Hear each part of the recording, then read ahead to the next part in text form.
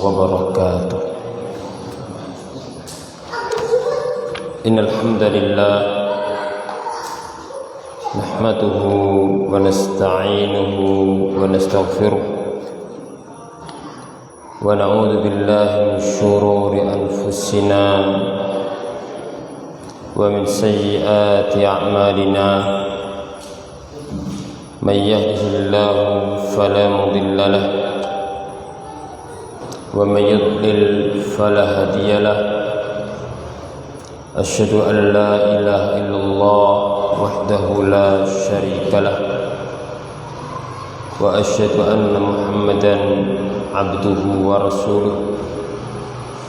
اللهم صل وسلم وبارك على نبينا محمد وعلى آله وصحبه أجمعين ومن تبعهم بإحسان إلى يوم الدين.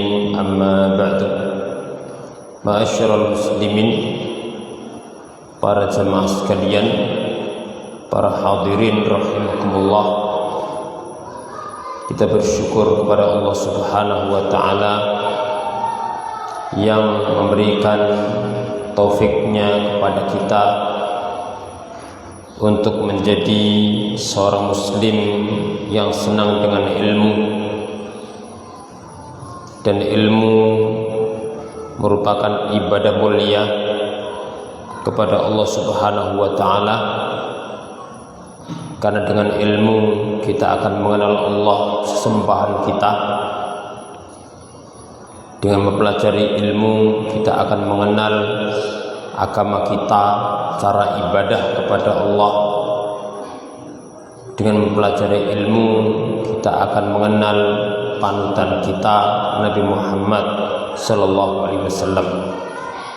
Semoga Allah mengajarkan kepada kita ilmu yang bermanfaat dan mencatat amal kita di sisinya. Allahumma amin. Kedua kalinya salawat dan salam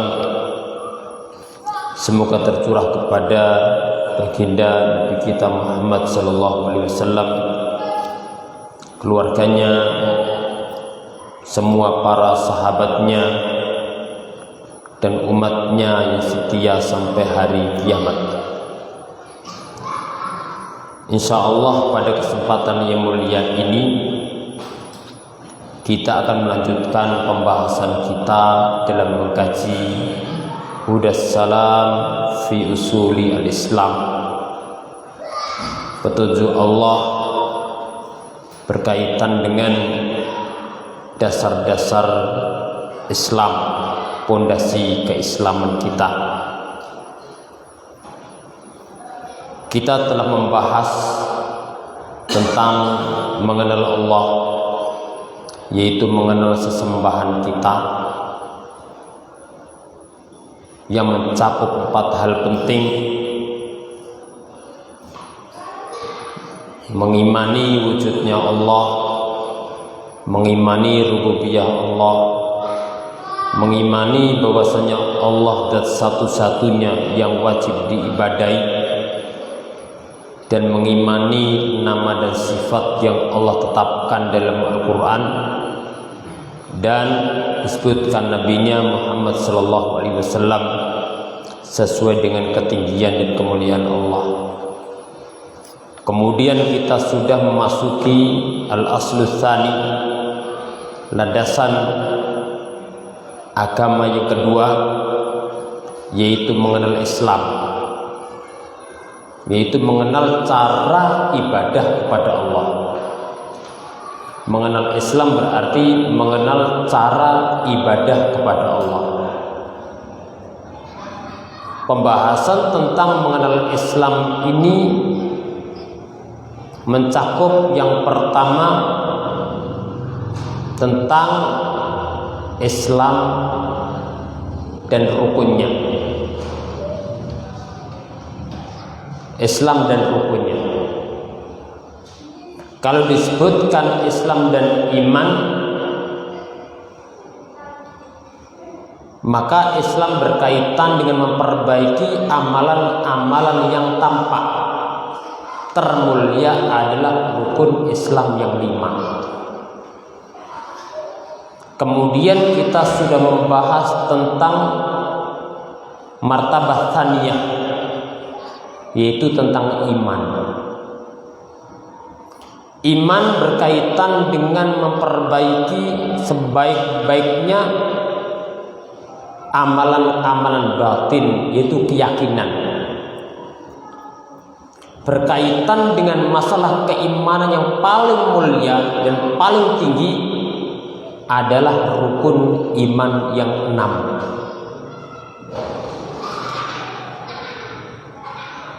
Kemudian lebih tinggi daripada Islam dan iman adalah al-ihsan. Dan ini yang akan kita bahas. Jadi kalau Islam itu memperbaiki amalan-amalan yang tampak, yang paling mulia adalah rukun iman yang 5. Kalau iman itu memperbaiki keyakinan-keyakinan batin, yang paling tinggi adalah rukun iman yang 6. Nah, kalau ihsan adalah memperbaiki amalan-amalan yang tampak dan keyakinan-keyakinan dalam hati. Itqan al-a'malul zahirah wal i'tiqadat al-batinah.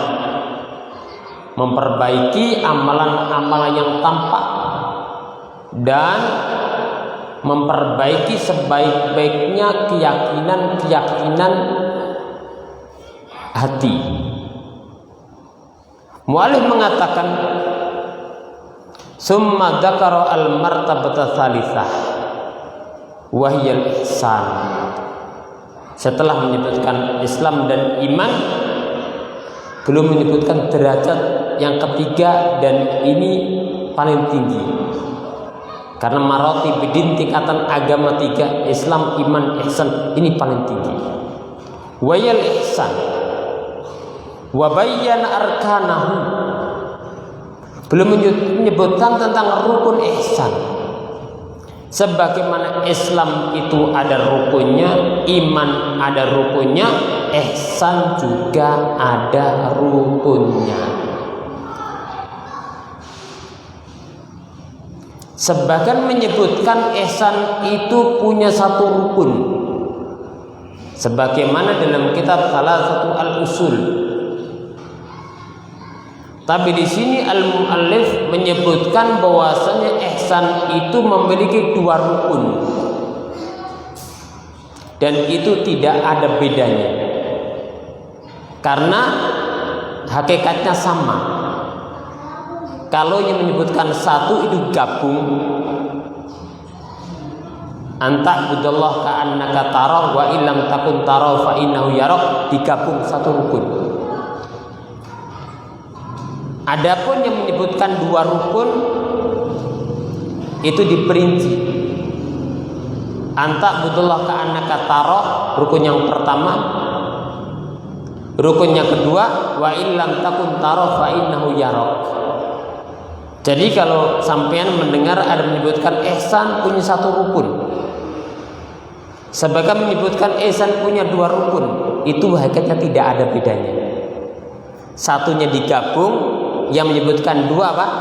Diperinci. Waruknul awal, rukun yang pertama adalah anta budallah, kata beliau. Rukun yang pertama ihsan itu engkau ibadah kepada Allah. Ini rukun yang pertama. Anta budallah, engkau benar-benar ibadah kepada Allah. Ibadah memiliki arti umum dan khusus. Kalau ibadah dalam artian umum, mencakup segala ucapan, perbuatan, keyakinan yang tampak maupun tidak tampak, yang Allah cintai dan Allah ridhoi, semua itu masuk dalam kategori ibadah. Tapi ibadah memiliki makna secara khusus. Ibadah artinya adalah tauhid. Sebagaimana katakan Ibnu Abbas, kullu ibadatin fil Qur'an maknaha tauhid. Setiap kata ibadah dalam Al-Qur'an artinya adalah tauhid. Ketika ibadah itu didefinisikan dengan tauhid, berarti ini mendefinisikan suatu dengan kandungan ibadah yang paling agung. Pokoknya dasarnya, kalau nggak ada ini nggak sah. Itu tauhid. Jadi rukun yang pertama adalah anta'budallah. Engkau ibadah kepada Allah. Ini menurut rincian mu'allif. Wa ruknu tsani, rukun yang kedua, an yakuna fi'lu tilkal ibadati ala maqamil musyahadati awil muraqabah. Dalam menjalankan ibadah itu dengan mewujudkan kedudukan musyahadah atau kedudukan muraqabah. Karena hadisnya ketika Rasulullah SAW menjelaskan apa itu ihsan, beliau mengatakan anta'budallah ka'annaka tarahu wa illam takun tarahu fa innahu yaraka. Engkau ibadah kepada Allah seakan-akan engkau melihatnya dengan mata hatimu, menunjukkan kedekatan dengan Allah Subhanahu wa ta'ala. Wa in lam takun tarahu fa innahu yarak. Jika bukan yang pertama, aku tidak melihatnya, maka yakin Allah senantiasa melihat dan mengawasi. Ini namanya maqam musyahadah. Yang kedua maqam muraqabah.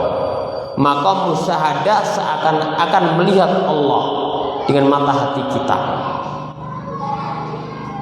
Yang kedua maqam muraqabah, merasa dekat dengan Allah, senantiasa diawasi oleh Allah. Ini kedudukan paling tinggi dalam martabat din, agama. Dan ini kedudukan yang tidak semua orang bisa mencapainya. Karena apabila seorang mencapai ini, akan membuahkan kesempurnaan dalam ibadah dan kesempurnaan dalam meninggalkan kemaksiatan. Apalagi zaman ini semakin banyak gangguan, semakin mudah seorang berbuat dosa. Maka untuk mencapai ini butuh perjuangan yang luar biasa. Setelah taufik dan pertolongan Allah Subhanahu wa ta'ala. Jadi ihsan itu ada dua rukun. Yang pertama engkau ibadah kepada Allah. Yang kedua, dalam menjalankan ibadah itu dengan perasaan musyahadah. Hiya an yashhadal abdu biqalbi qurballah minhu wattila'ahu alaihi. Seorang hamba menyaksikan dengan hatinya kedekatan Allah darinya. Persaksian yang mencapai tingkatan seakan-akan dia melihat Allah dengan mata hatinya, menunjukkan kedekatan dan merasa dekat dengan Allah Subhanahu wa ta'ala. Wal muraqabah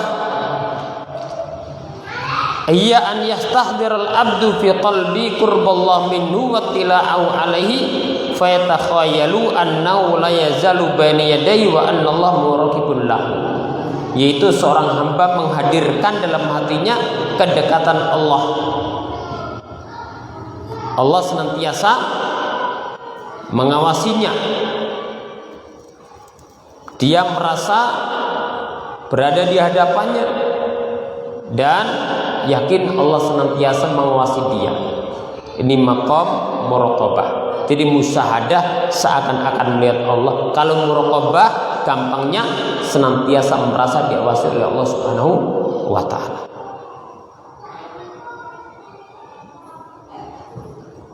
Ma'asyiral muslimin rahimakumullah. Lalu kemudian al-mu'allif setelah menyebutkan 3 tingkatan dalam agama, Islam, iman, dan ihsan, lalu beliau menjelaskan tentang perkara agama yang wajib diketahui setiap orang. Al-mu'allif setelah itu akan menyebutkan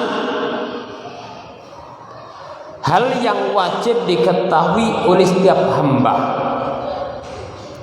Yang ini kesimpulannya adalah ada 3. Kesimpulannya ada 3. Yang pertama adalah berkaitan dengan keyakinan. Berkaitan dengan keyakinan. Yang kedua berkaitan dengan amal perbuatan. Yang ketiga berkaitan dengan at-tark, meninggalkan. Karena memang hakikat daripada Islam adalah meyakini, mengamalkan, dan meninggalkan. Coba perhatikan rukun Islam. 2 kalimat syahadat, ya jelas keyakinan ada, ucapan, perbuatan. Salat, amal perbuatan. Zakat, amal ibadah, harta, ya perbuatan. Kalau puasa, meninggalkan yang haram dan yang asalnya mubah tapi diperintahkan untuk meninggalkan. Kalau haji mencakup semua. Jadi al-mu'allif telah menyebutkan tingkatan dalam agama Islam, iman, dan ihsan. Lalu beliau menyimpulkan hal penting yang wajib diketahui setiap muslim. Yang pertama adalah berkaitan keyakinan. Yang kedua adalah amal perbuatan. Yang ketiga berkaitan dengan meninggalkan. Coba dari awal sampai akhir Al-Quran dan Sunnah itu isinya. Ada berita wajib kita imani, keyakinan. Berita tentang Allah, para malaikatnya, rasulnya, di akhir umat terdahulu akan datang berita tentang surga, tentang neraka, tentang perkara gaib yang Allah kabarkan, wajib kita yakini, imani, keyakinan. Kemudian ada tolak, tuntutan. Tuntutan ada 2. Kalau tidak tuntutan untuk menjalankan, adalah tuntutan untuk meninggalkan. Seperti perintah-perintah yang ada. Kemudian ada larangan.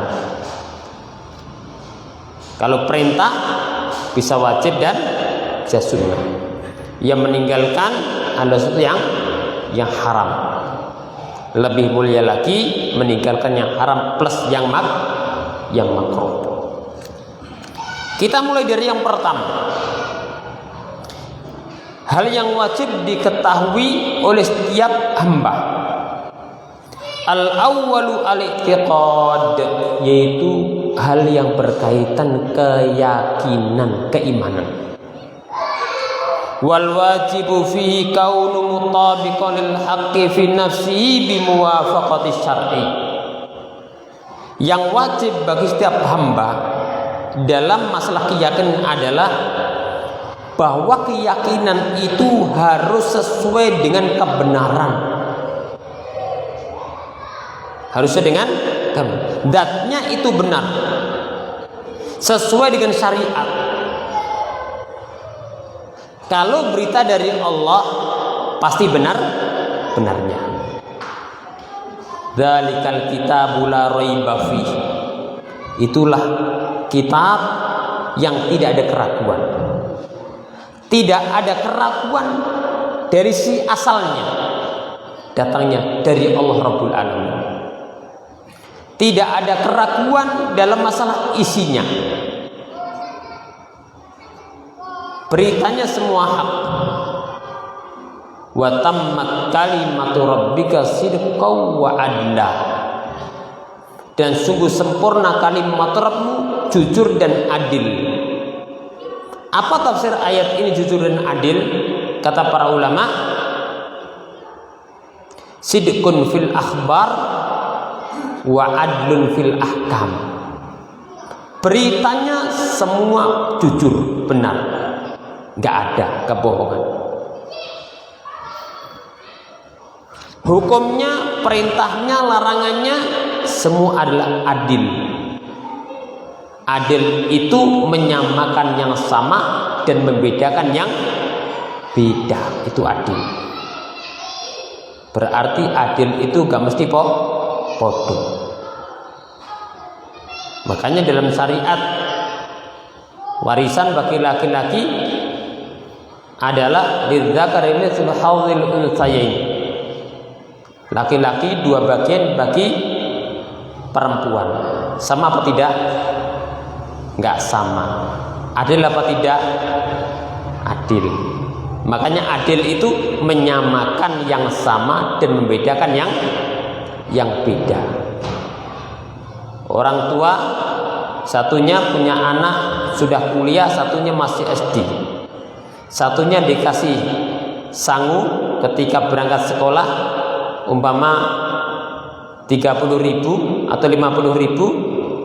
Yang SD dikasih jajan 5.000, sakeh 5.000 ya. Sama apa tidak? Tidak sama. Apa kudu podo? Podo malah gak adil. Kebutuhannya yang besar lebih daripada yang kecil. Makanya Islam itu adil, menyamakan yang sama dan membedakan yang beda. Tayyib. Kemudian al-mu'allif memberikan contoh. Ka'tiqadina annallah fis sama fa inna hadza mutabiqul haqqi fi nafsihi li muwafaqati asy-syar'a. Seperti keyakinan bahwasanya Allah di atas langit. Ini adalah sesuai kebenaran. Kenapa kita katakan kebenaran? Karena sesuai syariat.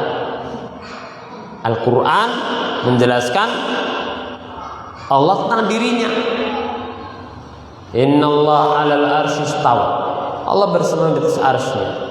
Siapa yang memberitakan? Allah. Dan tidak ada yang lebih tahu tentang Allah melainkan Allah Subhanahu wa taala. Nabi sallallahu alaihi wasallam juga mengkabarkan, dan sabda beliau hak, pasti benarnya, dan tidak ada yang lebih tahu tentang Allah setelah Allah melainkan Rasulullah sallallahu alaihi wasallam. Penerima wahyu.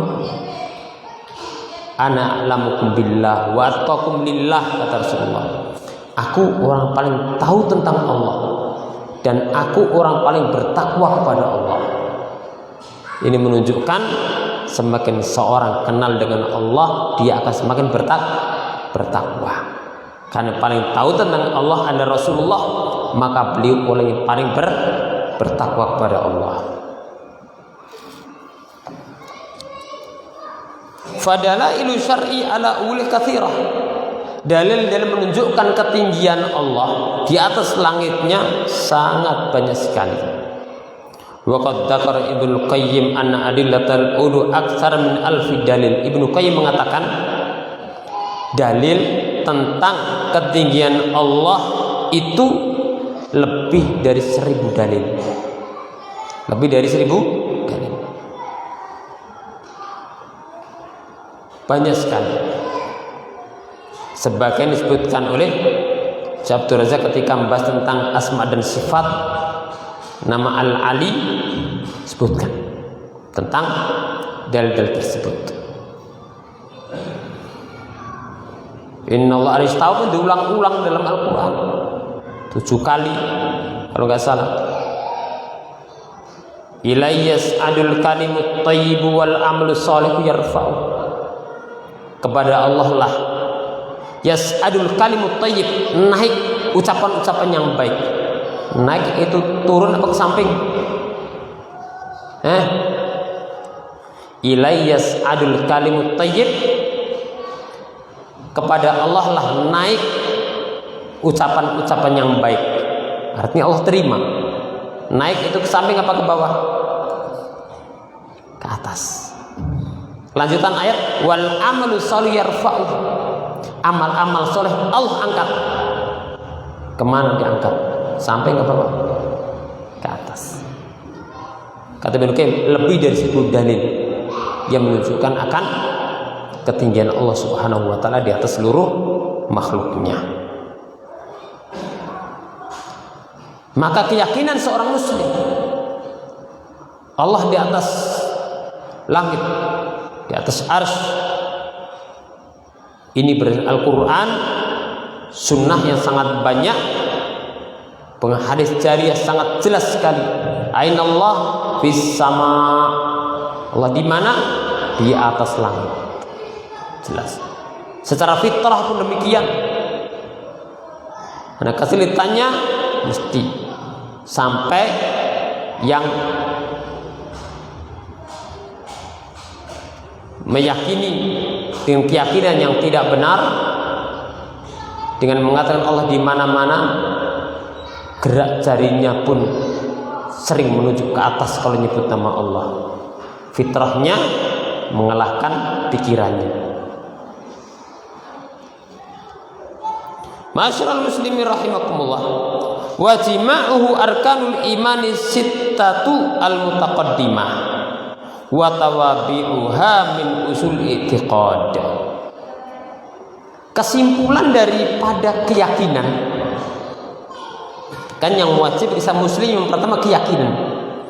Kesimpulan berkaitan keyakinan yang wajib diimani setiap muslim adalah yaitu rukun iman yang 6 yang telah kita bahas dan yang mengikutinya dari dasar-dasar keyakinan.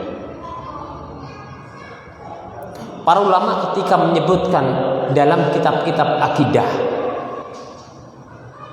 itu mesti bahasan utamanya adalah tentang rukun iman. Tapi tidak hanya rukun iman dimasukkan dalam bahasan akidah, tapi dalam perkara-perkara yang menjadi ciri khas Ahlussunnah dari keyakinan Ahlubid'ah itu juga dimasukkan dalam pembahasan tentang i'tiqad. Coba dibaca dalam kitab-kitab akidah, kitab wasitiyah, disebutkan hal-hal yang sebenarnya bukan termasuk rukun iman tapi dibahas. Kenapa? Ini menjadi benang merah antara jalan yang ditempuh oleh para sahabat dan mengikutinya Ahlussunnah dan orang-orang yang menyimpang dari jalannya para sahabat Nabi Shallallahu Alaihi Wasallam.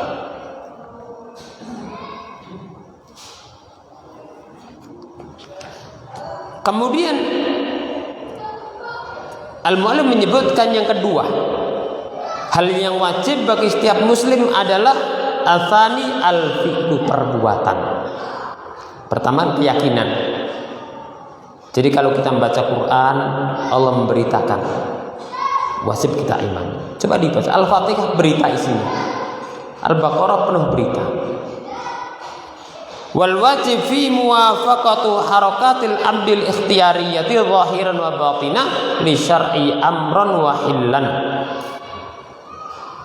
Yang wajib dalam masalah perbuatan, amal perbuatan adalah kesesuaian gerakan hamba ikhtiyariyah, artinya perbuatan yang tampak dan yang tidak tampak itu sesuai dengan syariat, baik perintah maupun perkara yang dihalalkan.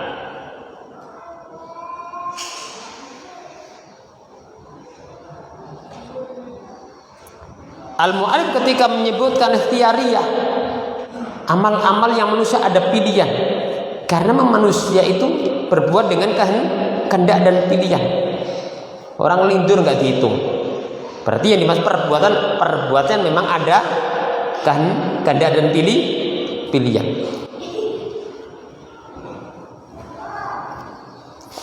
Dan ini mencakup dua. Yang pertama adalah amr, perintah.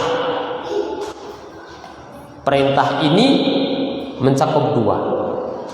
Yang pertama adalah tolabun jazim, yaitu wajib. Yang kedua adalah tolabun ghairu jazim, tuntutan yang tidak harus, yaitu yang sunnah.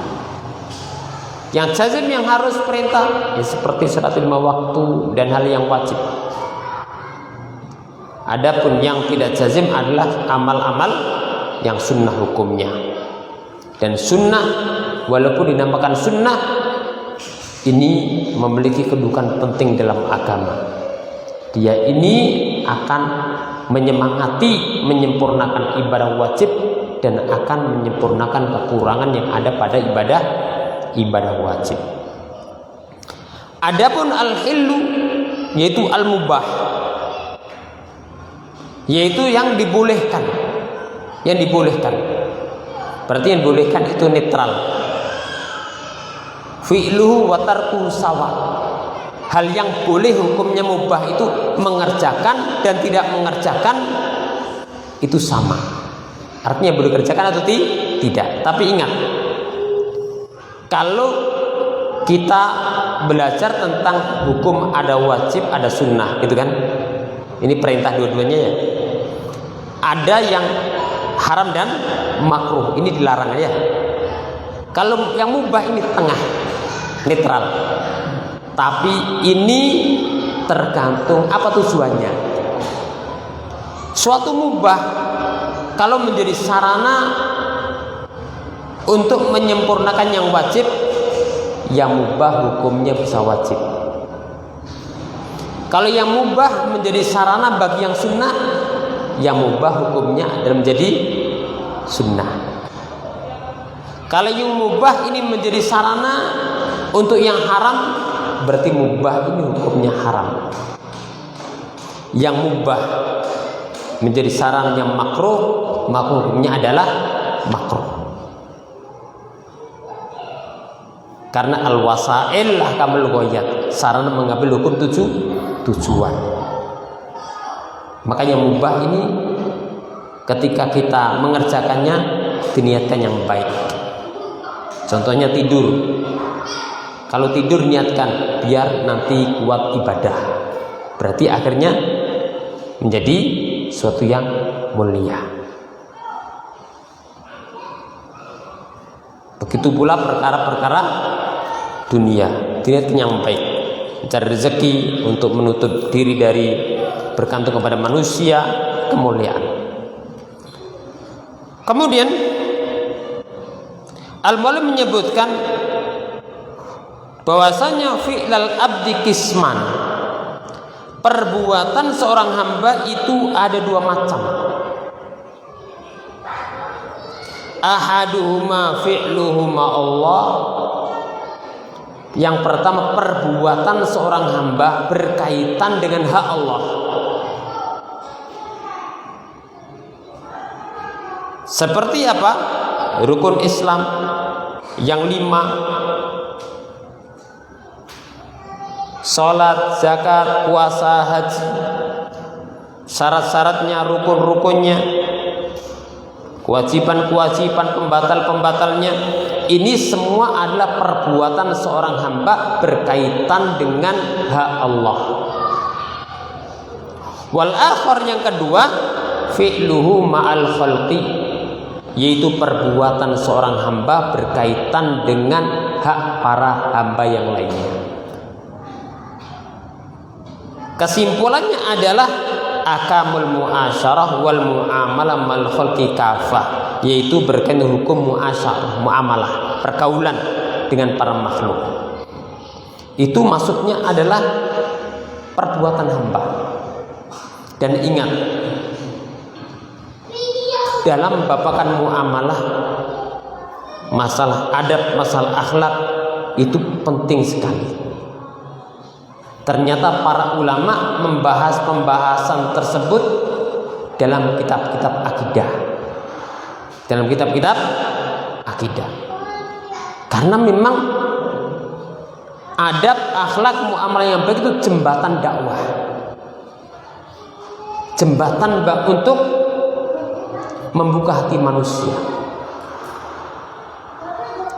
Ingin berdakwah dengan akidah, kalau muamalah kita rusak, orang akan nutup diri. Makanya kita semakin belajar, kita berusaha, berjuang.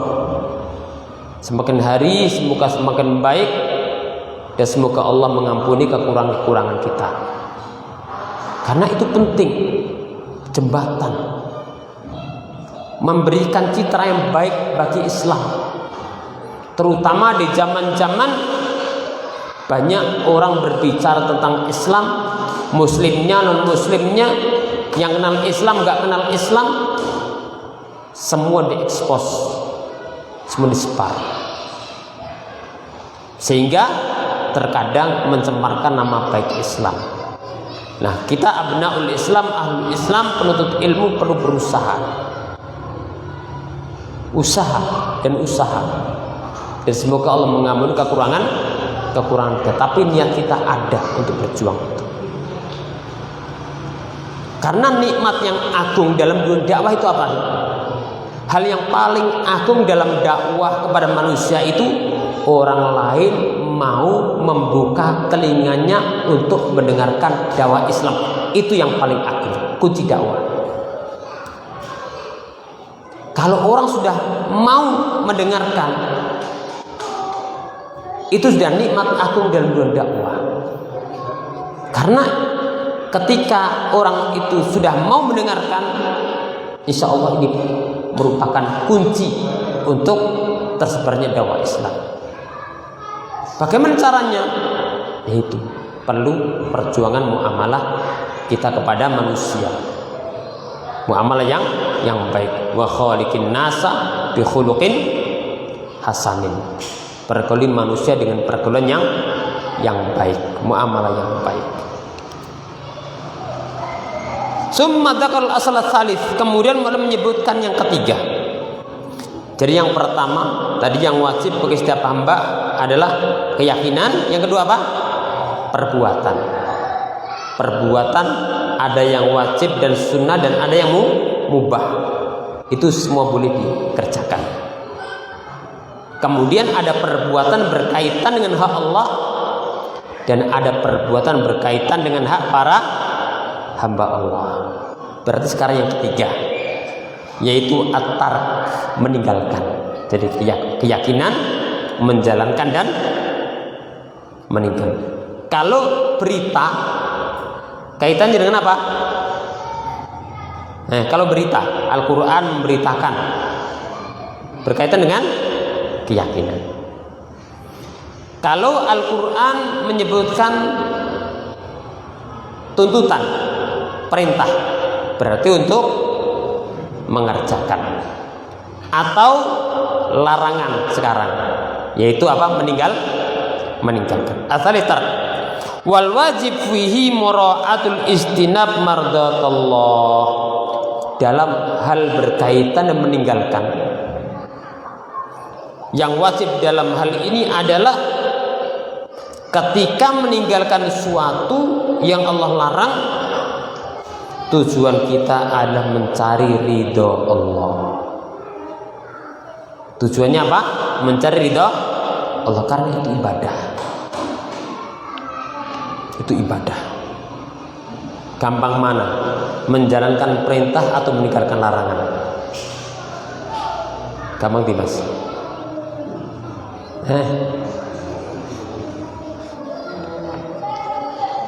Beda-beda ya. Ada yang merasa gampang menjalankan perintah, mungkin ada yang merasa meninggalkan larangan lebih mudah, merasa meninggalkan larangan mudah karena tidak ada kesempatan. Nah kalau di hadapannya ya sulit juga. Makanya para ulama salaf mengatakan kalau menjalankan perintah itu muslim yang jujur maupun enggak jujur itu bisa mengerjakan. Tapi kalau meninggalkan larangan, ini yang bisa mengerjakan adalah orang-orang yang jujur. Tapi dalam Islam, kalau perintah itu masih ada mastata'tum. Kenapa? Butuh tenaga, butuh harta, butuh waktu ya. Tapi dalam masalah meninggalkan itu nggak ada mastata'tum, nggak ada. Karena meninggalkan itu tidak butuh modal, tapi butuh hati, menahan hawa nafsu, supaya tidak menerjang larangan Allah Subhanahu wa ta'ala.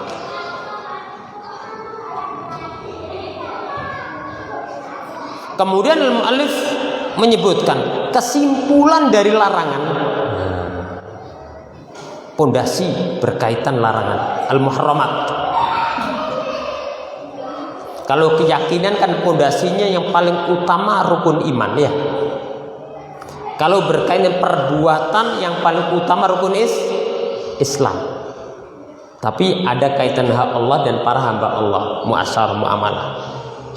Nah, kalau berkaitan dengan larangan, yang paling utama dan pokok dalam masalah larangan apa yang Allah sebutkan di dalam surat Al-A'raf ayat 33. Dan mu'allif mengatakan memperinci yang pertama adalah al-fawahish, perbuatan-perbuatan kecil, baik berupa ucapan maupun perbuatan. Yang kedua al-itsmu, dosa secara umum. Yang ketiga wal baghyu bi ghairil haqq, perbuatan melampaui batas, mendolimi manusia, menodai kehormatannya, hartanya, menumpahkan darah orang yang tanpa hak. Kemudian berikutnya syirik kepada Allah. Yang berikutnya berbicara atas nama Allah tanpa dasar ilmu. Fahaula'il khamsu hunna usulul muharramat wa ghairuha tabi'un laha. 5 hal tadi merupakan pokok dan pondasi keharaman. Yang lainnya itu nginduk pada 5 hal ini. Allah berfirman, "Qul innama harrama rabbiyal fawahisha ma dhahara minha wa ma batan wal ithma wal baghya bi ghairil haqq wa an tusyriku billah ma lam yunzil bi sultana wa an taqulu 'ala Allah ma la ta'lamun." Qul, katakan Muhammad, sampaikan Muhammad, umumkan Muhammad, qul innama harrama rabbi, sesungguhnya Rabbku Allah hanya mengharamkan al-fawahisha, perbuatan-perbuatan kecil, ma dhahara minha batan, yang tampak maupun tidak tampak, yang tampak bagi manusia maupun tidak tampak bagi manusia, amalan lahir maupun amalan batin, wal ithma, yang kena dosa. Dan dosa itu disebutkan Nabi sallallahu alaihi wasallam, al-ithmu ma haka fi sadrik, apa yang melintas dalam hatimu dan kau tidak senang dilihat manusia, itu tanda, itu dosa.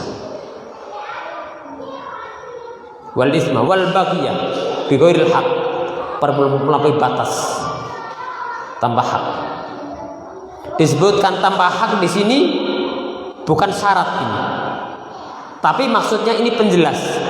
perbuatan melampaui batas itu merupakan perbuatan tanpa hak. Kemudian wa antusyriku billah ma lam yunzil bil dan engkau berbuat syirik kepada Allah apa yang tidak Allah turunkan baginya bukti. Ini juga bukan syarat, tapi ini adalah untuk menunjukkan realita. Orang yang berbuat syirik itu tidak ada bukti yang hak yang bisa membenarkan kesyirikan. Itu maknanya. Kemudian engkau berbicara atas nama Allah tanpa dasar ilmu. Ini termasuk usul muharramat, pondasi bagi dosa dalam Islam yang diingatkan oleh Allah Subhanahu wa taala di dalam surat Al-A'raf ayat 33.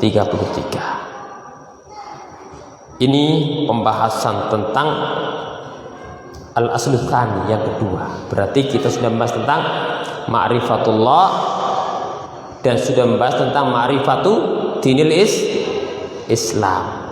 Pembahasan mengenal Islam itu mencakup apa yang pertama? Islam, ya. Yang paling utama apa? Kesimpulannya rukun Islam yang 5. Itu cara ibadah kita kepada Allah yang tampak. Mencakup iman. Pondasinya apa? Rukun iman yang 6. Keyakinan ini yang benar merupakan cara ibadah kita kepada Allah dengan mengimani yang wajib diimani. Kemudian ihsan lebih tinggi lagi. Yang sampai tingkatan ihsan pasti mencakup iman dan Islam. Ihsan. Kemudian setelah itu apa? Al-Mu'allim menjelaskan yang wajib kita muslim. Yang pertama apa?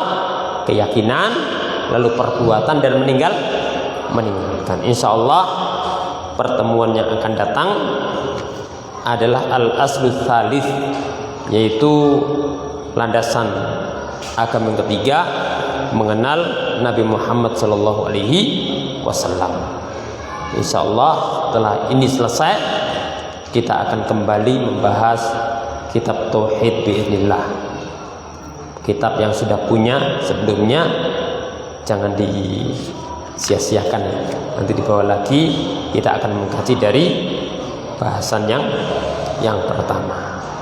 Ini dapat kita bahas, mudah-mudahan sedikit bermanfaat. Barakallahu fikum jami'an. Subhanallah hamdulillah la ilaha illa anta astaghfiruka wa atubu ilaik. Assalamualaikum warahmatullahi wabarakatuh.